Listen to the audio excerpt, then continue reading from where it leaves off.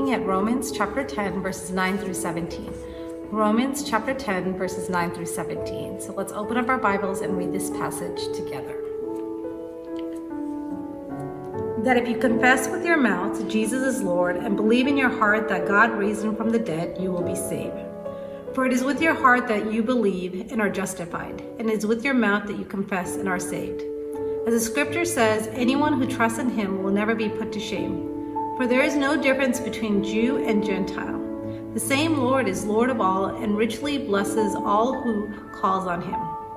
For everyone who calls on the name of the Lord will be saved. How then can they call on the one they have not believed in? And how can they believe in the one whom they have not heard? And how can they hear without someone preaching to them? And how can they preach unless they are sent? As it is written, how beautiful are the feet of those who bring good news. But not all the Israelites accepted the good news. For Isaiah says, Lord, who has believed our message. Consequently, faith comes from hearing the message, and the message is heard through the word of Christ. One of the big things that I took away from this passage is that it tells us a lot about what it looks like to be a missionary for Christ. We often think that missionary means a very specific things. We are all missionaries, called to tell other people about Jesus. This doesn't mean that you have to go into a foreign country, but it doesn't mean that you have to preach.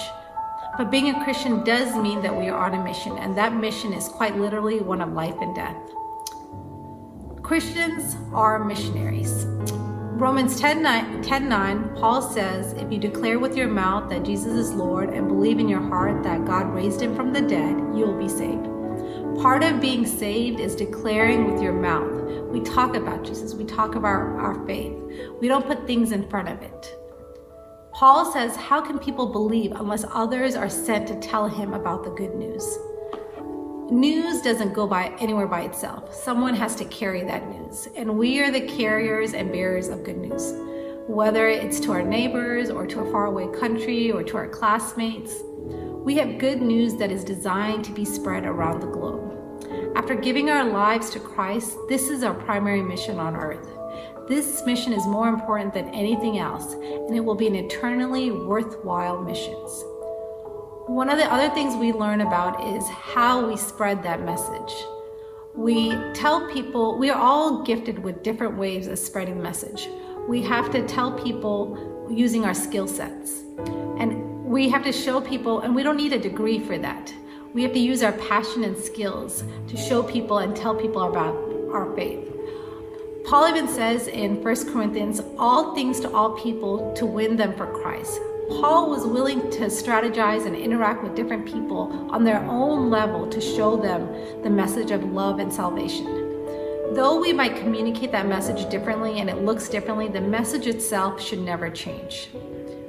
One of the other big things about this is to show that only God can save people. It is the Spirit of God that saves. We humans cannot save people. As we see in this passage, our role is to be a bearer of good news, but we cannot force acceptance. This is very easily seen throughout our whole New Testament in the life of Paul. Some towns accepted him and his messages, and other towns didn't. Our role as missionaries is imperative, but the ultimate factor in a person's salvation is God. Only God can save people. We can't even save ourselves. It is through God. So I hope this Christmas season that we take times to look at our faith, to spread our gospel to others, and to use the skills that God has given us to spread that gospel. I wish you all a very Merry Christmas and a Happy New Year, and thank you for spending this time with me.